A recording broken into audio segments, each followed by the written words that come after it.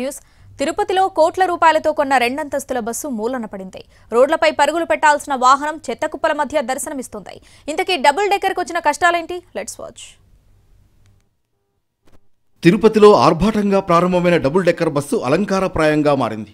YCP ప్రభుత్వంలో కోట్ల రూపాయలతో కొన్న రెండంతస్తుల బస్సు షెడ్డుకు చేరింది. భూమన అభినయ్ డిప్యూటీ మేయర్గా ఉన్నప్పుడు 2,30,00,000తో Tirupati corporation electric double decker bus కొనుగోలు చేసింది. డబుల్ డెక్కర్కు విశేష ప్రజాదరణ ఉంటుందని, ఆదాయం కూడా బాగానే సమకూరుతుందని వేసిన అంచనా తలకిందులైంది. గత ఏడాది ఆగస్టు 8న 2,30,00,000 కార్పొరేషన్ సాధారణ నిధులతో డబుల్ డెక్కర్ బస్సు కొన్నారు. తొలుత ఆర్టీసీకి అప్పగించి అద్దె వసూలు చేయాలనుకున్నారు. వారు నిరాకరించడంతో కార్పొరేషన్ ఆధ్వర్యంలో బస్సును నడిపింది. ఇరుకు రోడ్ల నగరంలో రెండంతస్తుల బస్సు తిప్పడం కష్టం కావడంతో రాత్రికి రాత్రే 2,000కు పైగా చెట్ల కొమ్మల్ని నరికేశారు. గత ఏడాది అక్టోబర్ 12న బస్సును రోడ్డుపైకి తీసుకొచ్చారు. బస్సు ఛార్జీ 50 రూపాయలుగా నిర్ణయించారు.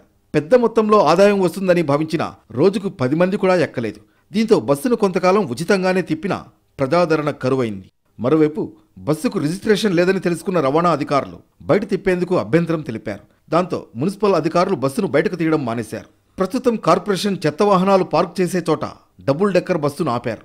ఇంకోవైపు తిరుపతిలో ట్రాఫిక్ పెరగడంతో సిటీ బస్సుల సంఖ్య తగ్గించారు. హంగు ఆర్భటాల కోసం ప్రజాధనాన్ని దుర్వినియోగం చేయకుండా సాధారణ బస్సును కొన్నట్లయితే అందరికీ ప్రయోజనంగా ఉండేదన్న టాక్ వినిపిస్తోంది.